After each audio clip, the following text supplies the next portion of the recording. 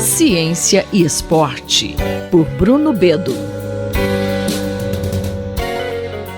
Olá, professor Bruno Bedo. Qual é a relação entre resiliência coletiva e desempenho, percebido no final da temporada em equipes esportivas? Olá a todos os ouvintes da Rádio USP. Hoje conversaremos sobre algo que é extremamente importante para o desempenho dos atletas e das equipes, que é a resiliência durante situações de estresse para os atletas. Recentemente tivemos a tenista Bia Haddad comentando sobre a resiliência que foi necessária durante uma partida em que o contexto não era favorável para ela. Da mesma forma, essa resiliência também é observada em equipes de futebol, principalmente em campeonatos longos, onde durante o processo do campeonato adversidades aparecem e as equipes, os atletas precisam lidar com essas situações estressantes, né?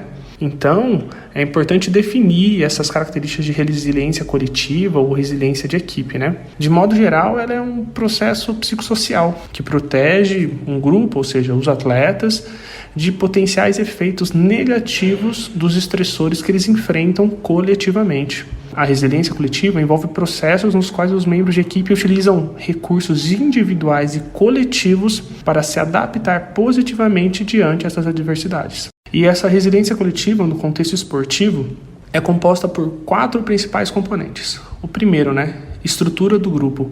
Então, nós temos papéis de liderança, por exemplo, comunicação entre jogadores e visão compartilhada entre os atletas desses momentos de tensão. Temos também o aprendizado. Então, como os atletas e equipes aprendem com situações previamente vividas em como lidar com essa situação estressante. Temos ainda o capital social, incluindo o suporte social percebido e vínculos emocionais entre os jogadores e equipes. E, por fim, a eficácia coletiva. A união diante da adversidade, e a confiança entre os companheiros, isso torna mais fácil lidar durante situações complexas. Portanto, é importante destacar que a resiliência coletiva é um construto multidimensional e extremamente complexo. Mas como que isso se aplica ao esporte, Um estudo recentemente publicado no Scandinavian Journal of Medicine, Science and Sports investigou mais de 600 atletas de futebol. E, no geral, o que eles encontraram? Os resultados mostraram características de resiliência estavam positivamente associadas com o desempenho individual e coletivo, enquanto a vulnerabilidade sob pressão estava negativamente relacionada ao desempenho da equipe. Olhemos primeiramente para o desempenho individual. Os jogadores que percebem uma equipe resiliente tendem a apresentar maior desempenho individual, pois se sentem mais confiantes e apoiados pelo grupo, permitindo que superem os desafios e os fracassos que eventualmente o esporte proporciona. Já quando a gente olha o desempenho em equipe, ou seja, esse desempenho coletivo, os atletas, as equipes que demonstraram maior resiliência coletiva têm maior probabilidade de alcançar um desempenho percebido mais positivo.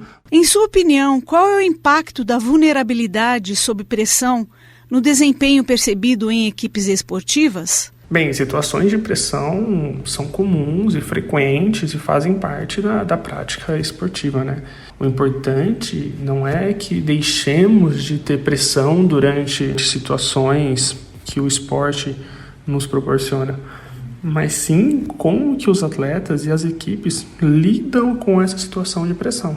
Como, por exemplo, nós temos a vulnerabilidade sob pressão, ou seja, essa vulnerabilidade está relacionada com um desempenho percebido mais baixo, tanto no âmbito individual quanto no coletivo.